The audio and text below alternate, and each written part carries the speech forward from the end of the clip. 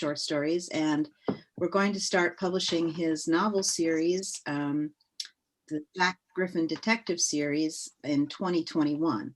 So we're very excited about that, and I am happy to introduce Bill. Bill has a blog that has just begun, but the blog is going to be a really interesting thing for people who like Bill's writing and like detective stories, because his series takes place in Washington, D.C., and Bill has done a lot of research. So his novels are historical novels, and they're accurately historical, and he's going to be posting about that over time on his blog. So that's going to be great. And his blog is called Oh, the Fox Went Out, all one word, OHTHE, Fox Went Out, Oh, the Fox Went Out.com. That's his blog.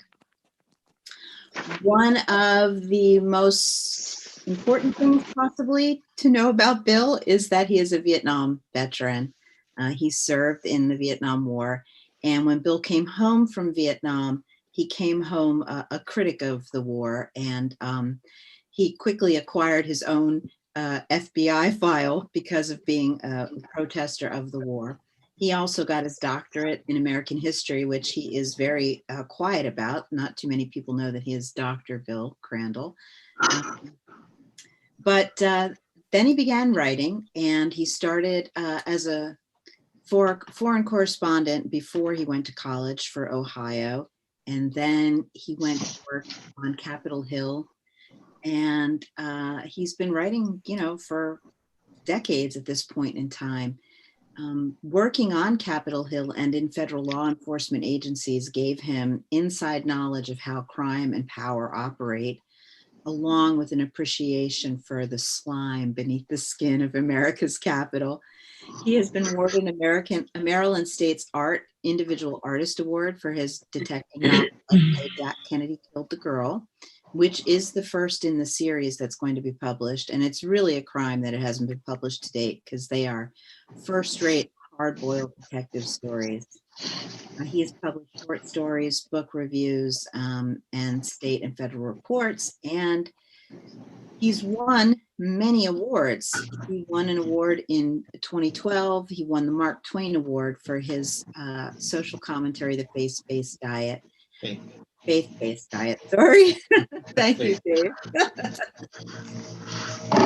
And last year, he had a short story called The Last Lieutenant Wins His Effing Medal that won the best short story of the year in the state of Delaware, and also the best short story of the year nationally.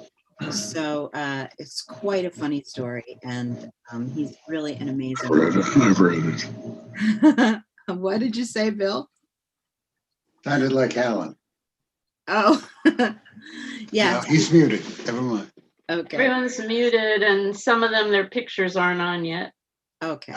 Well, in any case, Bill has, won quite a few awards in his past, and he's probably going to go on to win more awards in his future, because his writing is really first rate. So without further ado, I will stop bumbling around and let Bill begin. Well, good morning, everybody. Morning. I'm glad to see this nice turnout. Excuse me a second.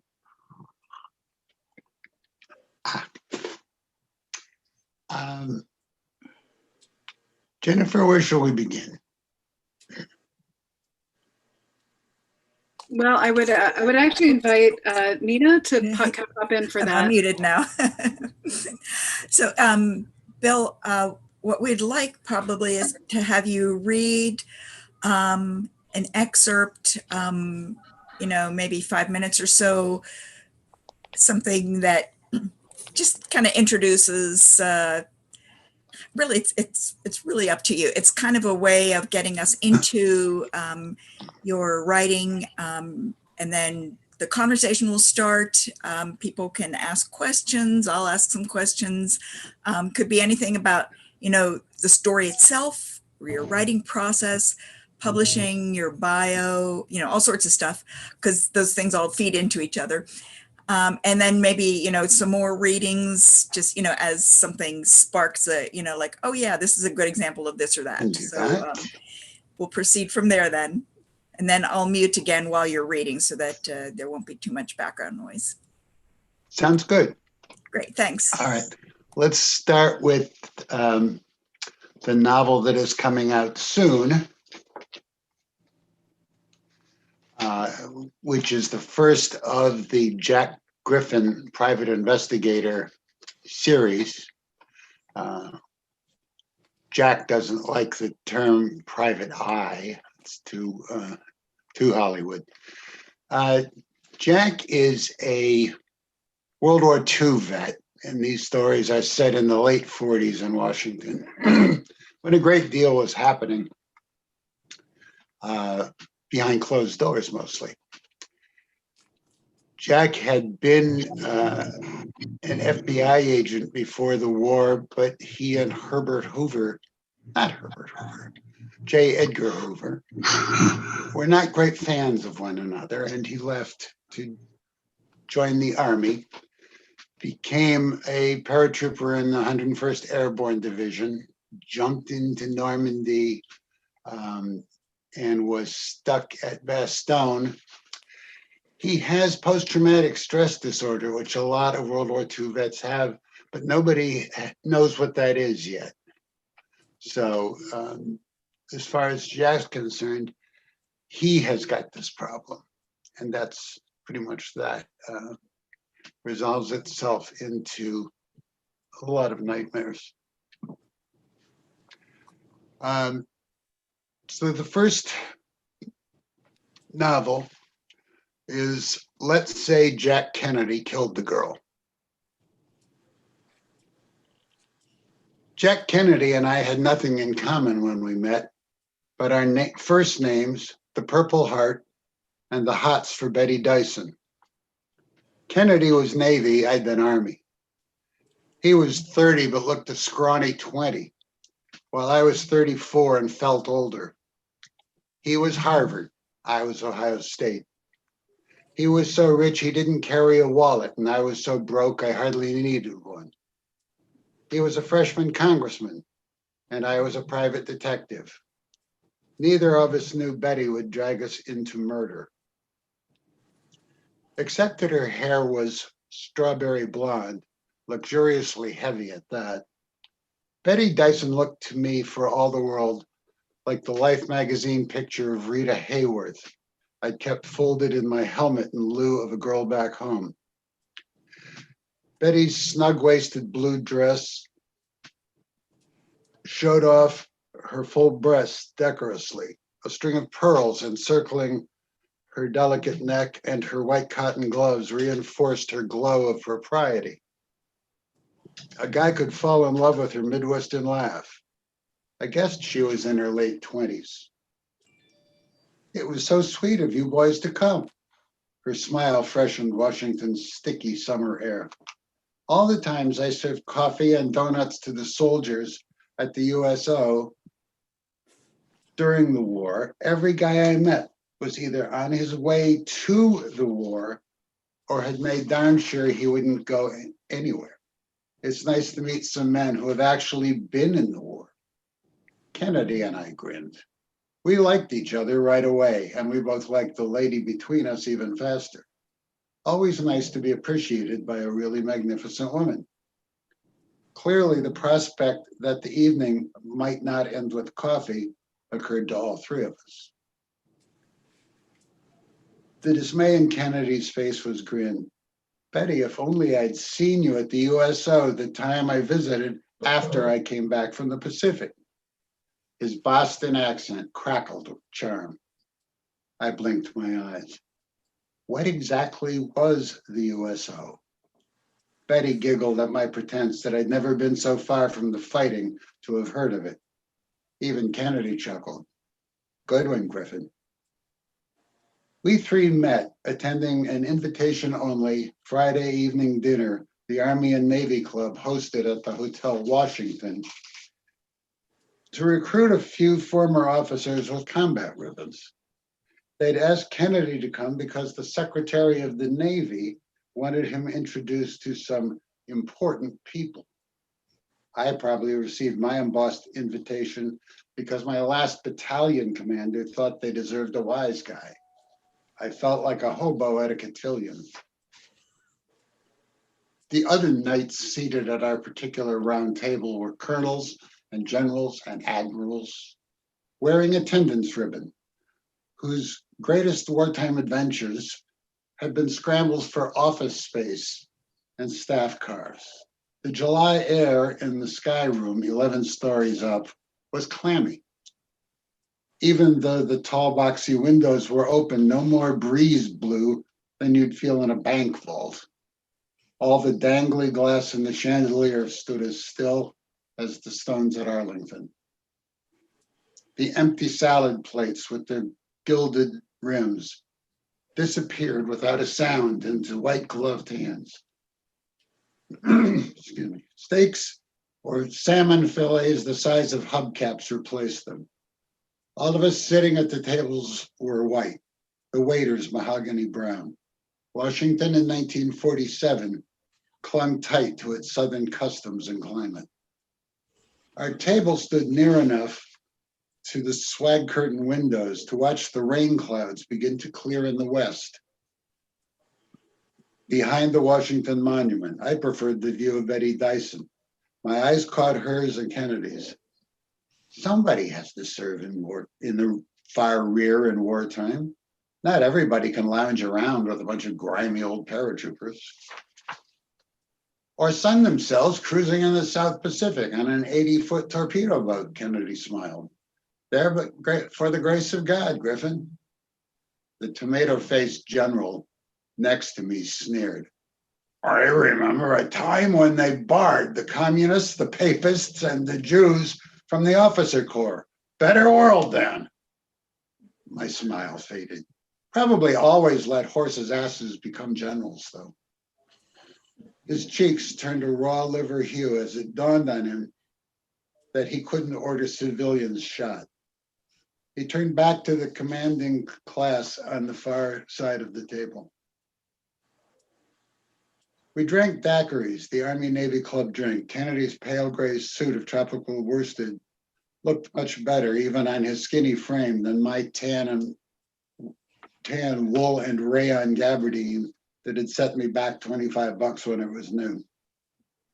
The Dyson woman chuckled into a white glove. Oh, stop. You boys are terrible. Poor General Cruikshank. They're not all like him, you know. I work at the War Department. I'm going to have to get used to saying Defense Department soon. And we do get some mid-20th century minds there.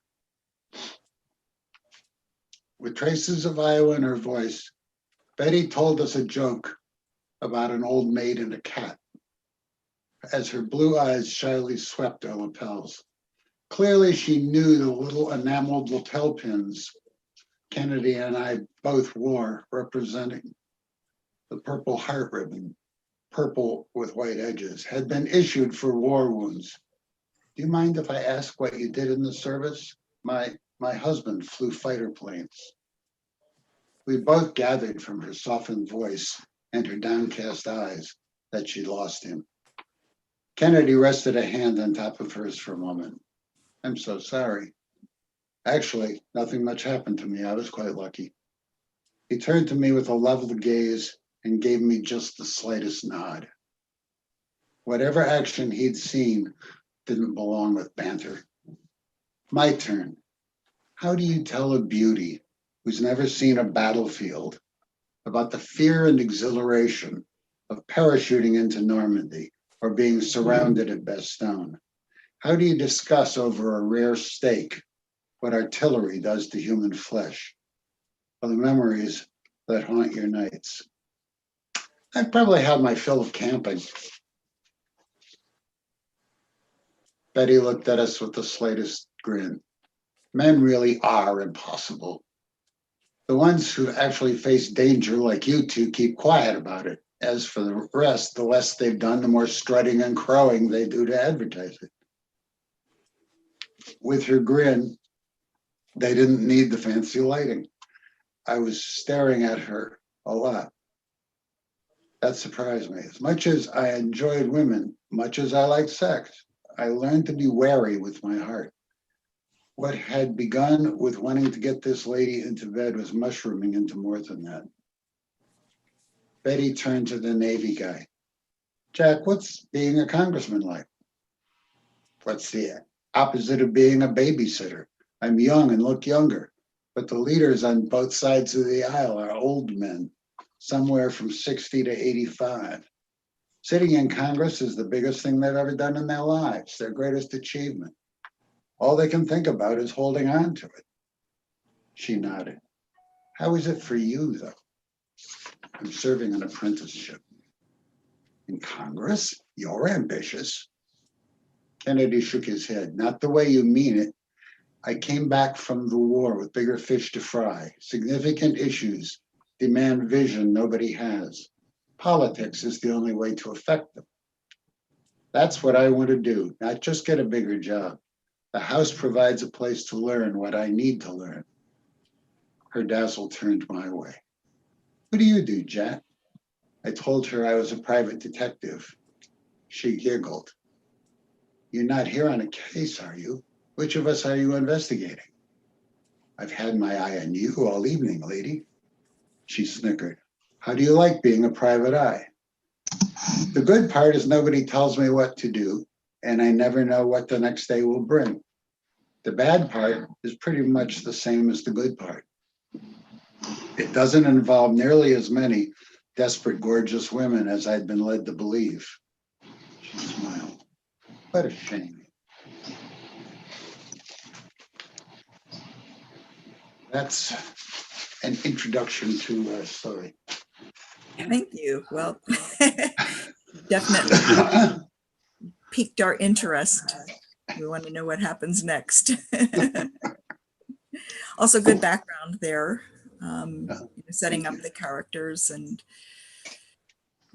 Yeah, one of the nice things about writing the first couple of these, anyway, when we lived in Washington, was I could go to the Hotel Washington restaurant up on top. I could take notes on the shape of the windows and what you could see from them and just get all of that stuff. Go to the room where Kennedy's father stays in the Hay Adams Hotel.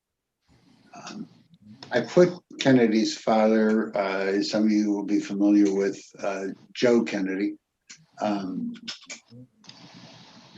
in as a protective father. He's a marvelous character to write because he's a very loving father and in some ways a destructive one. He's powerful, he's smart, he's bigoted. All of that stuff tumbles around in him. He likes to give orders and be obeyed, and he's very clever. And very ambitious. And very ambitious. By this time, he's realized he's not going to be the first Catholic president, and he's working on getting his oldest surviving son to fill that role. His namesake, the firstborn, Joe Kennedy, having been killed in the war. I've got a number of supporting characters who are continuing characters in the series. The thing that appealed to me about setting this in Washington in this period is both the times are so fascinating. There's all this going on, the beginning of the Cold War, elections, politics of every sort.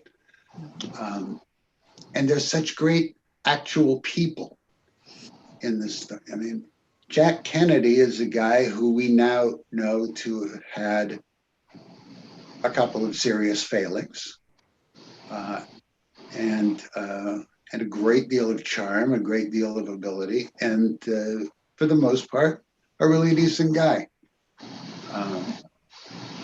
He will become, in this novel, the suspect in a murder and sex case And he will hire the private eye he's just met to look into the whole case. So the others in that novel is, let's say, Jack Kennedy killed the girl. The others in sequence are, if only Truman were dead. A lot of counterfactuals. Right. We have, after that, but Patton's dead, right? And following that, Mr. Hoover will hate this. So I've had a great deal of fun writing this. I know that a lot of terrific writers think that it must be all agony, or so they claim, but I like it. Well, best of both worlds then. I wonder, what is the difficulty of writing historical fiction, because you're blending, you know, real people with and real circumstances with fictional ones. So what's the tricky part in there? I'm sure it is. To me, it seems like it would be very tricky. Yeah, and there are a number of historical novels out now that have as a disclaimer, not all characters are fictional, but that historical characters are used fictionally. And pretty much you can do what you want to, you know, I'm not making him into a villain. You know, hard to say. I don't know whether other publishers I've queried were afraid that the Kennedy family wouldn't like anything at all critical of Jack Kennedy to appear in print. You have to like research to make sure that you're not putting him in places where the record shows he wasn't, or something like that. Like, well, he couldn't have been there because at this time he was attending a conference and such and such. Right. And of course, that truth may exist, but the attendance is not terribly much of a problem. One of the things I enjoyed doing when I set out to write each of these books, we were in DC, and the DC Public Library has a wonderful series of materials on the history of Washington, which includes microfilm of the Washington Post and the Washington Star from their founding to the present. So I could determine from a little bit of research what days I wanted to be in the story, and then go through and make notes day by day. I wanted to make sure that I had the leading headline, at least, or something interesting, and that I had the weather. So the weather is always correct. And it's, you know, when you have a few details of the historical situation, that gives you a nice set of guideposts to just set the mood a little better.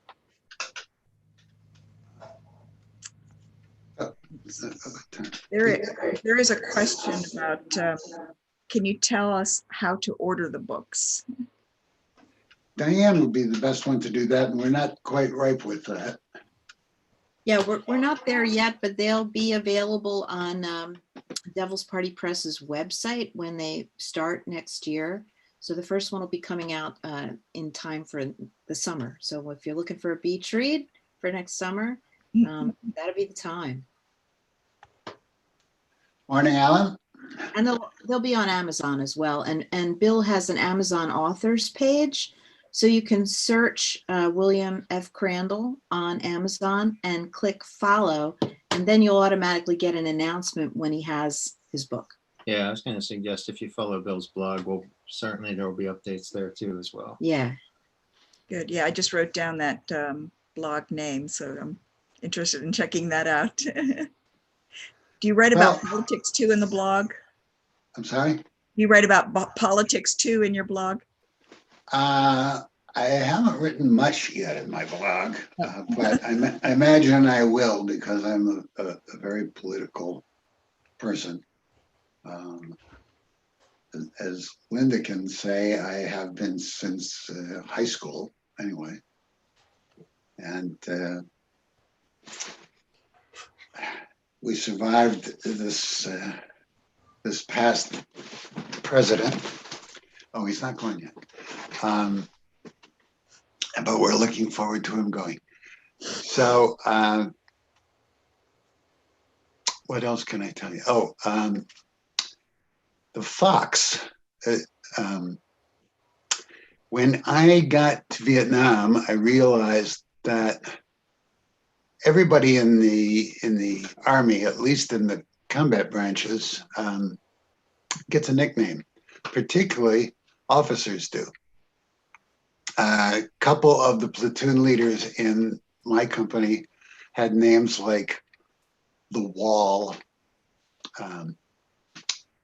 White Whale. These were both large guys. And I figured either I would create that password, that name, or the men would. And I didn't really need to have them do that. So, but I knew that my only chance of having it stick was to present it with some self-deprecating humor. And I kind of like the idea of the fox. You're in a sort of a raiding, sneaky, clever kind of work. Wily. I did it, but I did a lot of smart alecky stuff with it, and I used on my I had a letterhead printed. My brother Terry is part of the family printing business, and I designed a logo that was basically a lieutenant bar with a fox's snout and a patrol cap. So this and stole the motto from the British: "Who dares wins." And I felt particularly good the day that my platoon built a shower stall for us to use and painted on the outside of it, "Who washes wins." What turned you against the war? The war itself. By the time I came home, which was October of 1967, I thought we were winning, but it would take us 10 years. I was very disappointed. Then the Tet Offensive came, and being in your living room for the Tet Offensive was a good idea. And I realized our leaders had no idea what was going on over there. They thought the Tet Offensive was a great victory for our side, and it certainly wasn't. And I had friends there. So my job became, for the next several years, to work on getting them out. I was an organizer for Vietnam veterans against the war. We marched on Washington. We marched several other places. We put on presentations. And Nixon set up his plumber's office to deal with Daniel Ellsberg and Vietnam veterans against the war. And that took care of Nixon. And that's how you got the file? Yes. Yeah. Which I've never seen, don't particularly want to. I've talked to people who've seen their FBI files and have been badly hurt that someone who is a dear friend ratted on them in self-defense. I haven't gone through that. I do know that a friend of mine got her file and ask what other files she was mentioned in. And my FBI file and my Defense Intelligence Agency file were in it. Who knows why? But and there wasn't anything that would cause me to be indicted.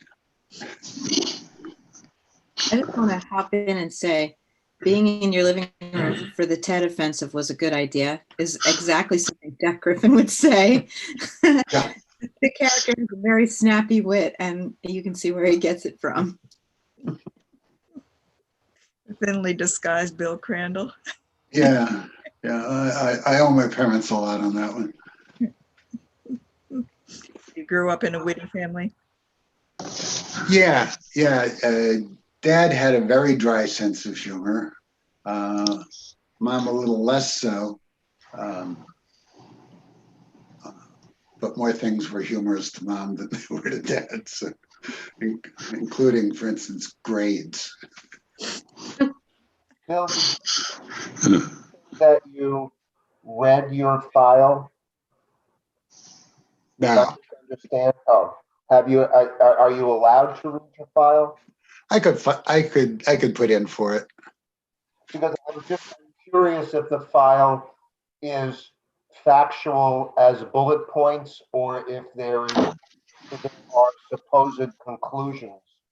What I've seen of other people's files, it's basically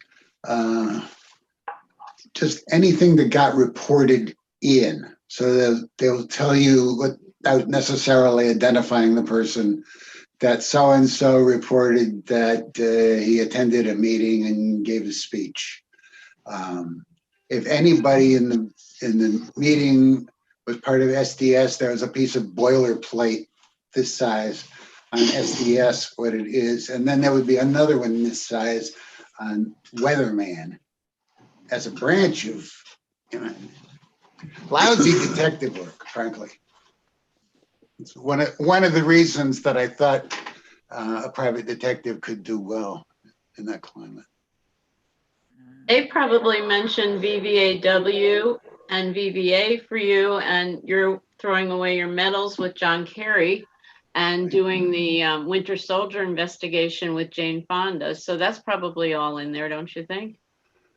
I'm sure that's all in there. And we did what we could. And those are some great times. There was a point in my life where I thought that the best parts of my life had been my job as an infantry platoon leader and my being an organizer for Vietnam Vets Against the War. Both were options that didn't have a career to them. And that was challenging. I decided somewhere in there that I read an awful lot of history. Maybe I should try writing it. And went back and got my master's and doctorate at Ohio State, where I had got my undergraduate. The third time on a June morning, I sat in the bleachers at the Ohio Stadium under a baking sun in a black robe. I said to somebody next to me, I got to stop doing this. And I did. But I was one of the leaders of the 1970 student strike, another great experience. And we did well. We actually pushed the university forward. And I'm sure they've never forgiven us. The student strike was for what? Well, it started as a strike of the journalism students. They had some specific things that they were unhappy about the way things were run there. When it really got going, it included the African American Association, group that called itself Women's Lib, for want of a better term, and an anti-war contingent. Friend had asked me if I was just in the process of forming the VVAW chapter at Ohio State, and the friend asked if we could serve as marshals to help keep order, and we did for a day or two until all order disappeared and we became another of the constituent groups. So it was good. So I'm a little bit confused. So you were asked to keep order as? At rallies, primarily. The first day of the strike, the state police sent agent provocateurs in to close gates across an ambulance lane so they could send the police in, stuff like that. And that we weren't at that action, so and I don't think we could have stopped it. I remember though that night a bunch of us went to somebody's house for a meeting, and one of the guys brought an Army surplus helmet, and then a curfew hit, so we were all stuck there for the night, and we parceled out the beds, the couches, the chairs, the furniture. I was one of the last ones to go to sleep, and I was on the floor, but I took the helmet and put it right side up, put my head on top of it to use as a pillow and go to sleep. And as my head touched the helmet, I said, "They've got me again." It's true. Wow. Yeah. Did you yourself experience PTSD? Yes. Yeah, I have it. I don't have one of the more severe cases, and that distracted me from doing anything about my own. I was an advocate on PTSD. When I talked to other guys who clearly had it, I would do what I could to get them into treatment for it. And then finally, at some point, I just had to say to myself, the stuff that's not right. And I was, so I got a variety of counseling therapy from the VA. Also had counseling through an organization called the Pathwork, which was very helpful. It's a spiritual self-help center. And actually, I met Judith through the Pathwork. One of my luckier lightning strikes. And here we are after 33 years. Works pretty well. I'm curious why you chose a World War II vet as opposed to somebody more contemporaneous. It's a fair question. Let's see if I have an answer. Well, as a historian and as a soldier, I have a lot of knowledge of World War II, and I can remember things from my childhood in that era, not so much the war because I was 3 when it ended, but by the time I went to kindergarten, I was starting to retain memories and stuff. So there's stuff I could say about that that'd be totally boring. I had done by the time I got to the series, 2 fantasy novels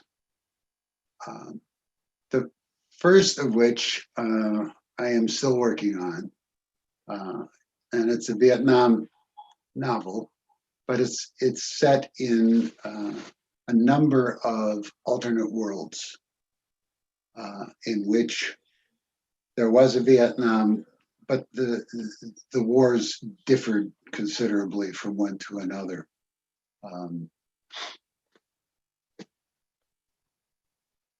Like parallel I universes. did a lot with that, and then I did a fantasy novel in which it was set in an alternate world that was magic had won out over science, basically, and I had as my protagonist a thinly disguised version of myself as a Vietnam vet. So I'd never gone back to Vietnam. I've thought about it. I said for a lot of years that I didn't pay to go there the first time, and I don't want to pay to go again. When I was over there, I would hear somebody say that, boy, this place is going to be terrific after the war, assuming, of course, that we were going to win and have vending machines everywhere. I couldn't see it. I couldn't imagine coming back. It seemed like a horrible place.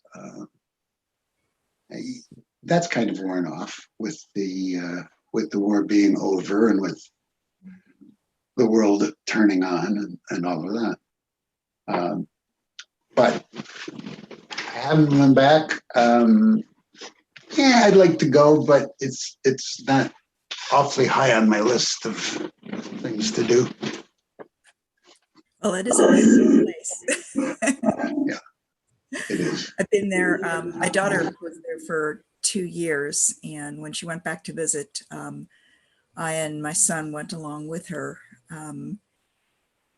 We were mostly in Hanoi, also visited Hoi An, a couple other places. But it was kind of a shock to come across a monument to John McCain's plane that was shot down right next to a lake. It was a little reminder there. Yeah. Yes, they have a very good sense of irony. I can remember being on a patrol and seeing a sign in Vietnamese and English that somebody had staked to a fence post that said, U.S. soldier, pretty soon come back U.S. Vietnam soldier, where you come back?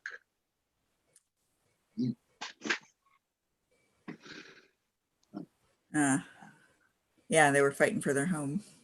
Life since Vietnam's been pretty good. With the intrusion of a couple of presidents here and there. Actually, in the Kennedy novel, he's not the only historical young congressman who shows up. It's a young congressman from California named Nixon, who doesn't come off, I think, quite as well as Jack Kennedy. Never did. Never did. And it was great fun to write just because of who he was. And the things people get to say about him. He'll do anything. Yeah, Outside of historical fiction. one of the many things I like about where you write and when you write, it is noir. It takes all of the best parts of the noir, but sets it in a more contemporary, explainable, understandable period of time for almost all the readers. And it just misses all the technology, explosion that changed writing because information was more instantaneous. So the drama it doesn't have a chance to percolate. Writers, I think, have to take a different path because of all the access to immediacy. And I think that's why your novels get the best of both worlds. And it just fits in that little crevice that still gives us all of those wonderful things that you're able to explore by words as opposed to trying to jump around technology. Yeah, I think one of the challenges for me in this is what's politically acceptable or interpersonally acceptable now is very different. Very different. You know, so you know, I minimize use of the N word, but there are characters who use it. There are characters who will call a 50-year-old woman a girl. Griffin's not one of them, but and he you know, when it comes to race, he knows who he is, and he doesn't need to have somebody else be not as good. It's just, he is what he is. But yeah, it's tricky times, and I enjoy the difference. I enjoy the feeling when I'm working on it that I'm in that period.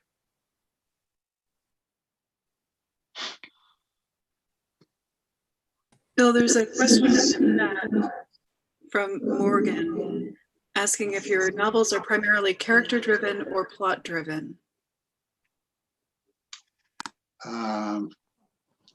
Well, I think there's a lot of each. I have to, without the characters being central to it, I don't know what you've got. Just, you know, a story with a bunch of mannequins isn't interesting. The plot comes from who the characters are and what their situation is, what they're trying to accomplish. So I spend a lot of time creating the characters, and as I create them, things occur to me that they will do. The third novel in the series, let's say, no, but Patton's dead, right? I was probably 2/3 of the way through writing that when I realized one of my important characters needed to die, and I wasn't expecting that. So I had to first of all go back and point it a little more in that direction, put in some things. The characters are kind of like a strike protest. They come together and they don't necessarily agree, and they do what they want to do.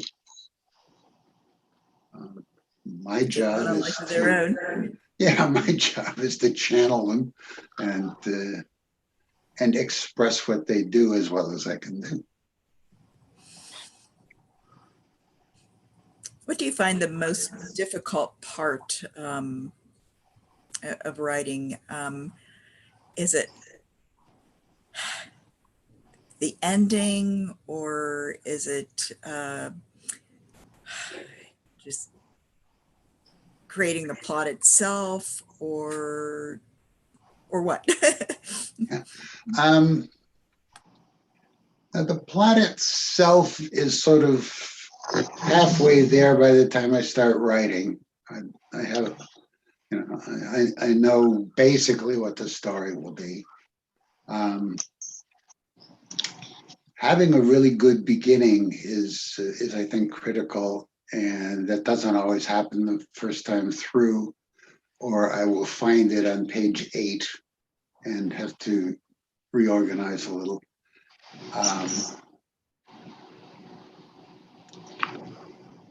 Yeah, and ending it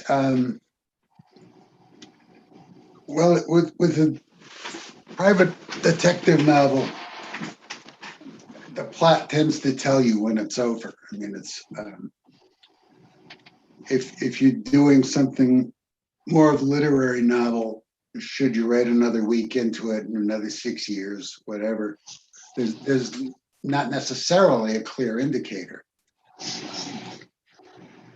I don't have much for Griffin to do once the case is over, so so I'll find something. There's always got to be a wrap up. It's not one of those jobs where everybody is assembled in a room and we try to find out who did what. We get a pretty good idea who did what as the story progresses. So these are as much thriller adventure novels as they are mysteries. I try to keep a mystery to it. But I always liked about the classic thrillers. I mean, nowadays it seems to me the thrillers all have superheroes for the characters. I used to enjoy the Spencer novels more than I did when I got to the point where they could, defend against 150 gangsters, and don't do that. It used to be. Alan and I started reading Eric Ambler as undergraduates, and there'd be an engineer, and he's English, and he's in Milan before the war to look at some specifications, and somebody tries to run him down with a car. It couldn't have been about me.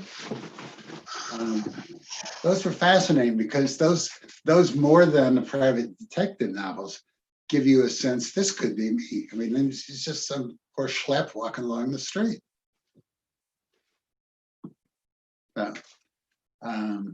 So I had a question. Yeah. Hi, Bill. How are you? Good, thanks. This is fun. Thanks for doing this. So I love the dinner scene. I think that's great, and I love that sentence. Washington in the 40s clung tight to Southern customs. I thought that was neat. So when I first heard the title and that Jack Kennedy was in it, it kind of threw me. So are you putting like a historical character in fiction? Is that what you've done here? Yeah. Okay. And then because there's a murder sex scene, there's almost a crossover with Edward Kennedy, which happened in Chappaquiddick. So right. I don't know if that was going on in your mind at all. Well, let's say that all of the Kennedy brothers weren't celibate. A lot of people tended to die around them. Yeah, there's still a part of some of the male culture that thinks you've got to constantly prove that you're a man. You either are or you aren't. Check the plumbing. It's that simple. You can be a complete jerk and still be a man. That's not a problem, as we've seen. So, or you can be a pretty decent person. So, yeah. But the thing is, using Jack Kennedy, it threw me a little bit. I'm like, why is he using that name? And I wasn't sure if you meant the historical picture or just a character named Jack Kennedy. But now listening to you here, Yeah, Jack Kennedy. Yeah, it's real Jack Kennedy. And it's actually, although it's chronologically the first of the stories, it's the second of the ones I wrote. The Truman one I wrote first. And Kennedy was a minor character in it because Griffin said I'd done some work for Jack last year. And of course, I came away from that with the commitment to write about that. I don't know if I'm able to share screen, but if I can, I could show you his book covers. Would you like to Oh, see yeah, that those? would be Oh, lovely. yes. Am I able to do that? Let's see. Give me just a second, Diane, and I'll set you up.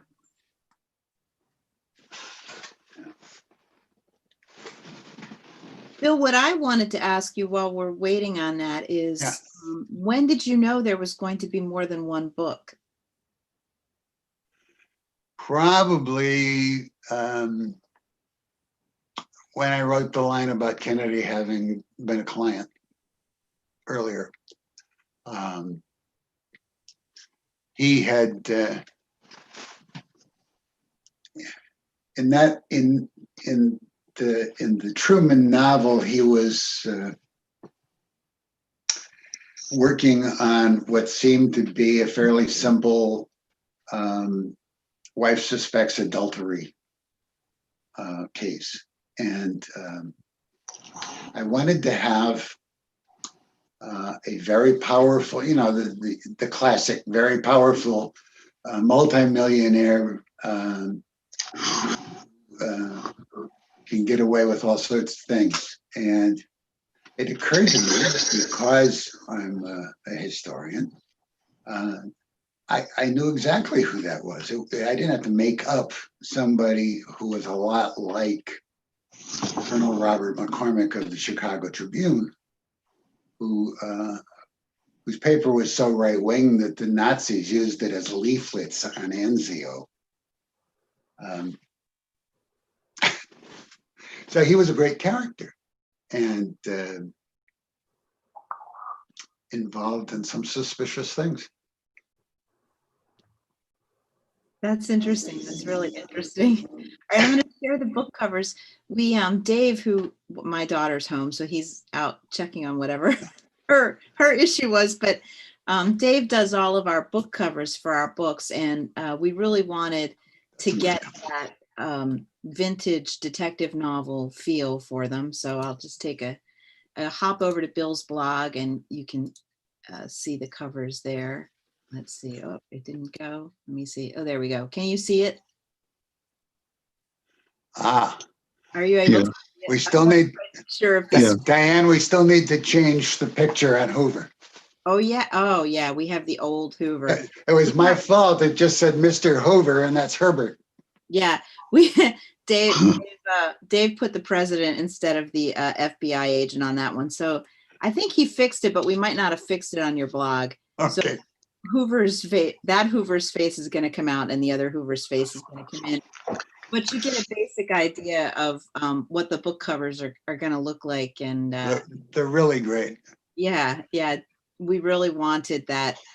I mean, I'm a huge fan of like a Raymond Chandler, and this to me is Raymond Chandler is not dead. He's still going. So I was really, really excited about the series, and we really wanted to get that vintage look. Yeah, I think the series occurred to me at a point where I was thinking it's so much work to create all of the background for a novel. At least if you write a series, you create it once. Well, that's not really true, of course, but there's a lot that you don't have to reinvent. And I was by that time a great Raymond Chandler fan, and thought, what if this were set with I wanted that feel. So that's, I guess, one of the reasons that I have it around World War II. But both Raymond Chandler and Dashiell Hammett were World War I vets, but the detectives they created were the wrong age to be World War I vets.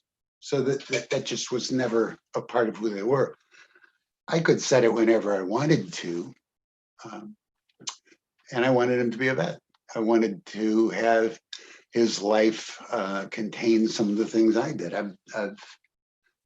There's a certain amount of biography in this, as I suppose is inevitably true. And but sometimes, you know, as Tim O'Brien says, sometimes you can tell the truth better with fiction, with a lie, than you can just putting the facts out. Yeah. A difference though would be that, you know, World War II is considered the good war. Right. It, you know, it seemed like for a more noble cause than the Vietnam War. Would that create a difference in your main character from, you know, what you yourself, your own position vis-a-vis the war you fought in? Yeah, well, he doesn't have, other than that, he says in one of the novels that he just wouldn't support war again. I think he knows that there are circumstances under which he would. And he's not bitter about the war. He's not feeling betrayed about it. I've often thought that if there were anything close to a single unifying attitude among Vietnam vets, it's a sense of betrayal. Whether you think that Nixon betrayed you or Jane Fonda, who I think did not.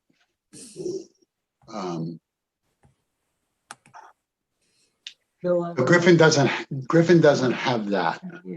He's got Go ahead. I don't know if you're muted. well, some awful stuff happened. The thing that I think is interesting about Griffin and his war service is that he doesn't have to particularly be anti-war himself. Just the pieces of the PTSD that appear in the character, how he reacts to his service, gives you a pretty good idea that whether the soldiers were doing good things or bad things, it still wasn't good for them, right? And that's a part that a lot of times gets covered up when people are sold on going to war. So I find that really interesting about the books. Ed, you had some? Yeah, the development of your writing, when you made the decision to write fiction. I'm not hearing you well. When you made the decision to write fiction, can you hear me now? Yeah. Okay. When you made the decision to write fiction, why? And then what did you want out of your writing for yourself? And then today, what do you want? What have you learned and what do you want out of your writing today? Came a point when I was finishing my doctorate, because I wanted to be a historian at that point. It's a decision I had made a few years earlier. But it occurred to me that historians rarely move people. If I can put you in somebody's shoes who goes through an experience, then maybe I can move you emotionally, because without that emotional change, thinking it through is lovely and helpful, but that's all it is. So today, as you continue writing, having done what you've done so far, what do you want out of your writing today? I think that same thing. I want to move people.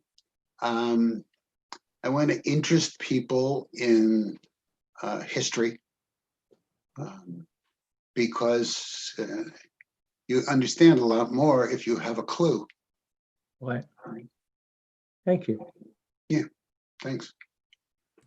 A lot of times people do get interested in a historical event or a historical period because of fiction. You know, like you think of the Tudor novels that got people interested in actually researching Tudor history or, a lot of different things like that. So it is a good way of letting people know that there is something of interest in this or that period. I was wondering if your vast knowledge of history, do you sometimes have to like hold yourself back or take things out because you know so much that you find it kind of getting in the way of like the progress of the story, or that you think or readers will not be interested in everything that you want to include, or does that just not enter into your? No, I have to chop back. To me, I guess the most difficult part of writing is rewriting, and I think the most critical. Whether it's fiction or nonfiction, when I got my first draft of my dissertation back from my 3 members of my committee, there were red marks all over it. There wasn't a page that didn't have a dozen or more. And I kind of sulked about it for a while, and then I realized they hadn't touched it. They hadn't hit anything that was important to what I was doing. Mm-hmm. So I did a lot of what they said, and some other things that I thought up because of that. And it's kind of that way with the writing. So it's more like refining, perfecting, rather than wholesale redoing. Yeah, I have I mean, thank God for computers. I did my dissertation on an electric typewriter, and I can't type. I go along, and if I'm on page 251 and it's important for Ginger to do something, we may need it to introduce Ginger on page 12. And I can, so I just do it. Just go back there and do it. You also worked as a reporter or journalist of some type? Yeah. When I was in high school, I won a competition for a tour of Europe that was sponsored by the National Association of Secondary School Principals. And I won a spot, but there was no money with it. I had to earn some, which was fairly loathsome to me because my time was pretty free in high school. First place I went to look for a job was the weekly newspaper. And I was thinking I could do sweeping in the office or God knows what. Well, of course, they had somebody doing that. But the publisher said, look, you're going on a trip to Europe.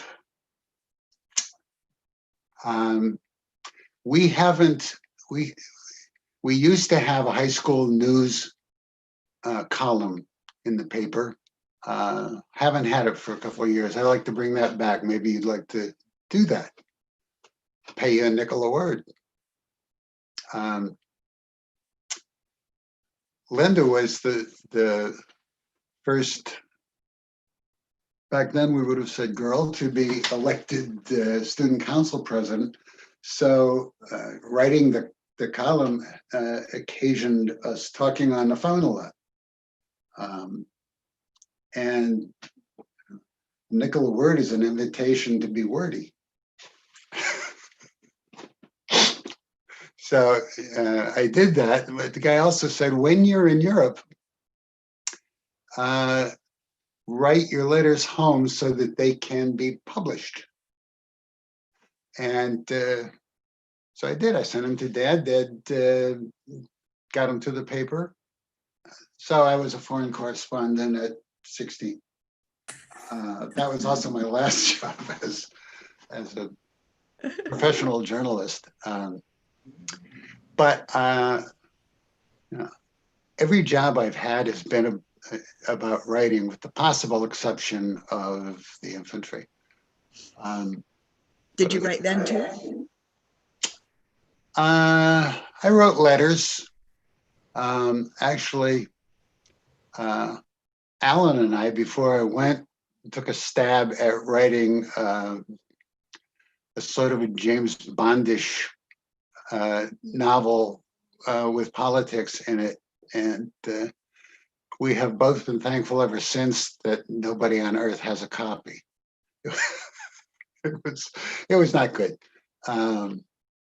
You know, one of the reasons that I'm still not finished with my Vietnam novel is that I'm a better writer than I was when I wrote it. And the writing wasn't as affecting as it's turning into. Things go around. But I've had a lot of jobs, not a lot of jobs, several jobs dealing with the press, press officer for organizations and government offices. I wrote press releases for the House Veterans Committee for a couple of years. So, you know, actually, the job that sharpened my writing skills the most, I think, was a job I had for most of a year for a company that wrote TV listings for a couple of major papers, Detroit News and LA Times. And my job was to fill those little boxes, you know, where it says MASH, Hawkeye stubs his toe, stuff like that. You know, when you can get Gone with the Wind into 3 lines, Learn to be precise. you'll learn to be precise. You learn, as one of my best high school teachers, Martha Smith, was my journalism teacher. She introduced us to the elements of style. That credo, omit needless words, and that's important. That, and that I once read some authors said every word has to fight for its existence, its right to be there. I thought, well, that's crazy. Somewhere later than that, I read Mark Twain's line that the difference between the right word and the almost right word is the difference between lightning and the lightning bug. And you have to treat it that way. You do. I have experienced that. Yeah. Linda. I had one fast question, but it might be a long answer, so don't worry about it. How do you manage to stay true to the historical character as you involve, and they tend to be hymns, there are a few hers, in your detective novels? Well, pretty much the way I would stay true to one of the fictional characters. I mean, Griffin has a history, Griffin has a life. I can't write a chapter in which he's married and then a chapter in which he's not. Same way with Kennedy. I know a lot about Kennedy, and you might have noticed when I read, I didn't attempt to do his accent. That's beyond my reach. But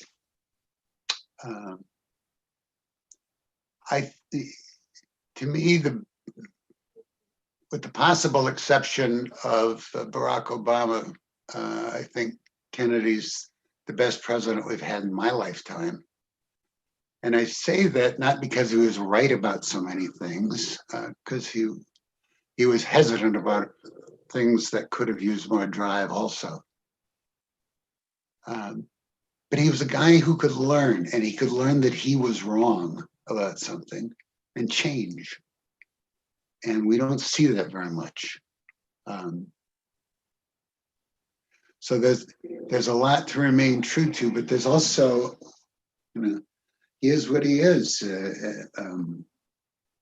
And there are points in the novel where Kennedy suspects maybe he is the killer. Or Griffin suspects that. Maybe Kennedy is the killer. Who knows what the mental arrangements of the super rich may be. He could be perfectly charming and still something else. Especially as Griffin is not doing well at working on the case. I think he's run out of people to be suspicious of other than his client, which is not great. That can cause moments of anguish. It does. And,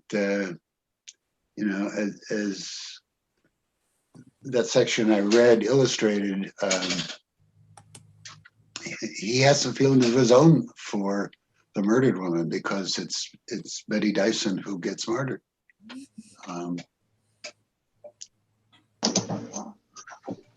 There's actually one series that I'm also still working on that I haven't mentioned in this. And that is, I grew up wanting to be a Knight of the Round Table. Vietnam was the best I could do, and it wasn't very good.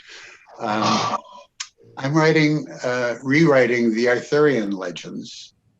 Because some years back, I was thinking of writing a series of scandalous short stories, and I wanted to set something in medieval times, so I reread Thomas Mallory on Arthur.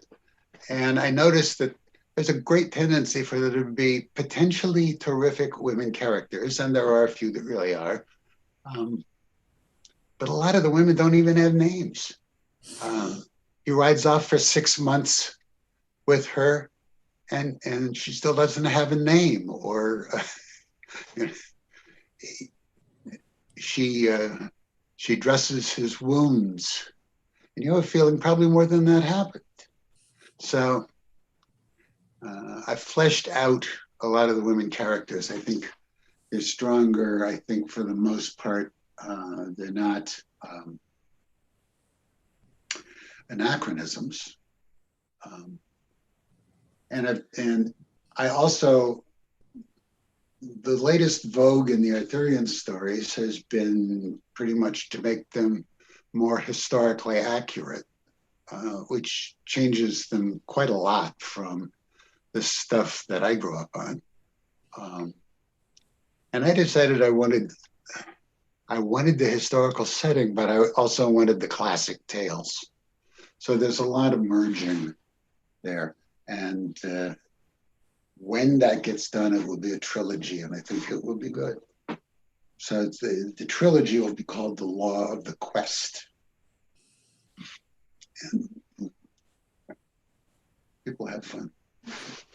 That sounds really different from your other writing.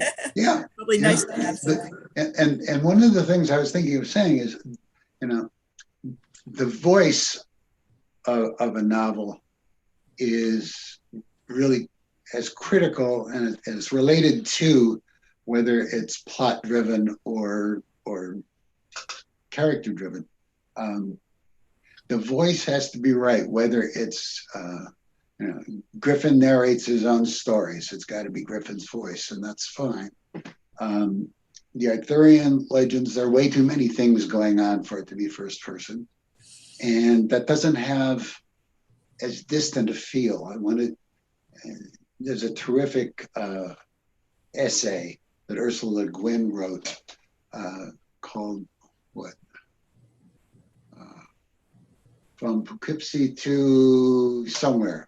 She's what she's trying to get at is that you have to take the reader on a trip. If you're, if I write the Arthurian legends and Arthur yells to Lancelot, Lance, get your ass down here. We're going. Yeah. And I've read them that way. People write them that way. That's not mine. Here, I'll read you a paragraph from The Adventure of the Knight with the Lion. Chapter 1, how Sir Yvain considered marrying the Lady Jelaine and how he parted from her and left Camelot upon a quest alone. Sir Yvain rolled off of the Lady Jelaine, their skin oven hot, and they stared at the shadows on the ceiling without moving. Neither of them spoke a word, nor made a sound, as was their way. The sated knight could feel a dew of sweat forming upon his body, knowing that when it was ready, it would find a dozen paths to the tangled sheet beneath them. It's just that it's very different voice. I wanted to have, you know, a sort of a Churchillian English to it. It would be wrong in terms of the setting, and I think the reader to put it in "Thou doest sweat, my lord." You know, maybe in the 1600s, but Arthur, if he lived at all, and he pretty surely did, lived in the 400s and 500s, and that's another fascinating period. It's almost the creation myth of Western civilization, because Rome is gone and the world has changed. So you use the Chilean language to kind of get the sense that it was long ago, but there's no way you can duplicate what was spoken at that time. Nothing like it, because it didn't even evolve into English. Right. Yeah. It evolved into Welsh. There was a question. Bill, please discuss your writing habits. Do you have a specific work pattern, days set aside, music, etc.?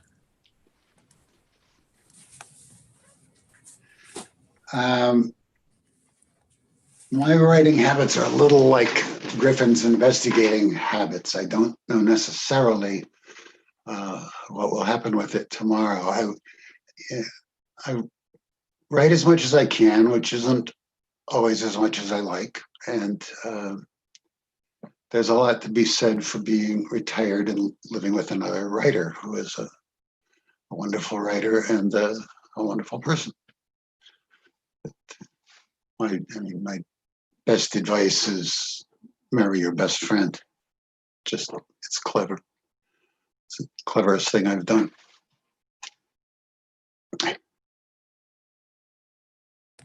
You compare notes with Judith? Like how many pages have you written today? Or No. Or do you knock on her door and say, "Listen to this, what I just wrote"? Usually we save that for evening, but we generally go over each other's stuff. Judith's a very good editor.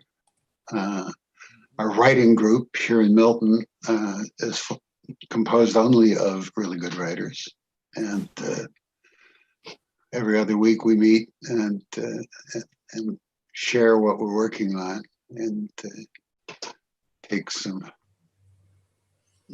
criticism delivered kindly, and that's been an enormous help.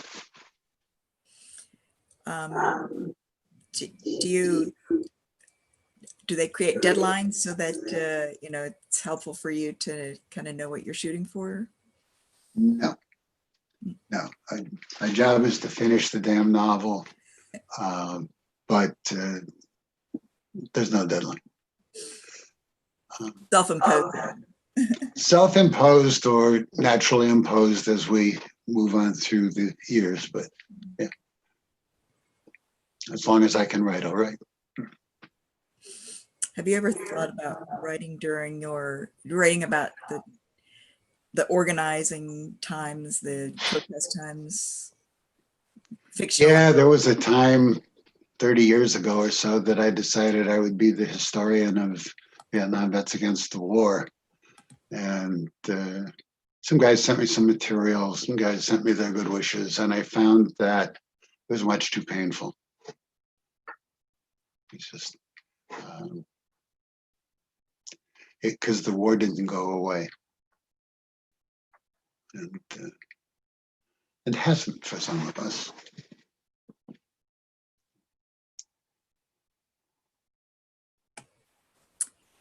Well, unless there are other questions, would you like to kind of read us out?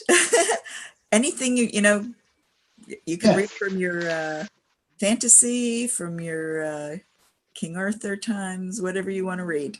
Okay, I will give you a couple of paragraphs from The Doom Slick of Ap Wah, my fantasy Vietnam novel.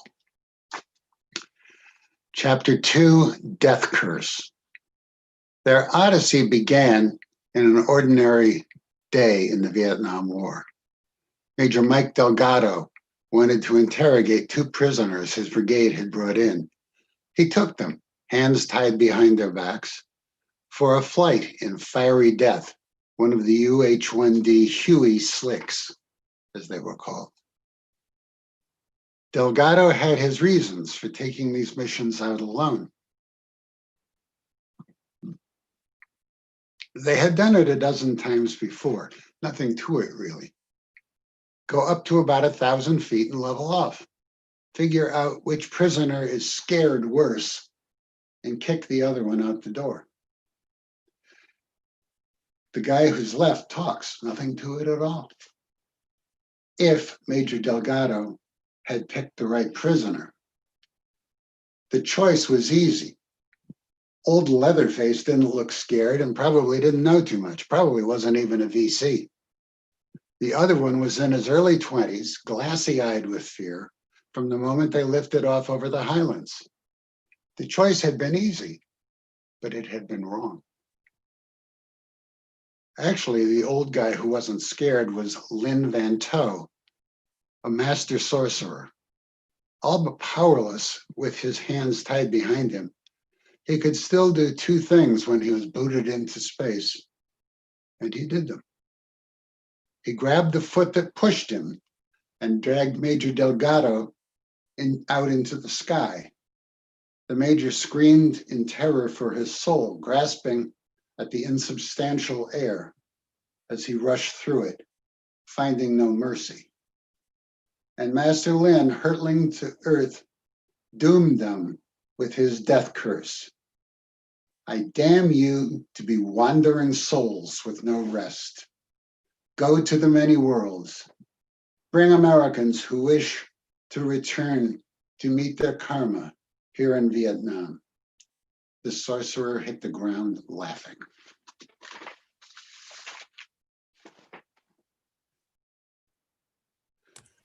That was a great beginning. So, yeah, and it just has to be a very different tone. So, I like that novel. I always got that redone. It's a challenge. Well, I wish you the best. Yeah. Thank you so much for sharing what you're working on and your process and everything. And I'm really looking forward to reading your detective series. Thank you. And everybody keep an eye on whothefoxwentout.com, and pieces will appear there. I think we'll have fun on that blog. Thanks for having me, Jennifer, Lena. Thanks for coming, everybody. It's been fun for me. Great. Well, we've certainly been grateful to have you along, Bill. And also thank you to Diane for bringing Judith and Bill both to us at the Center for Literary Arts. And Nina, as always, thank you for hosting. And we're grateful that you were along with us today. Enjoy. Yes, Thanks. Take care. you too. Bye-bye. Bye.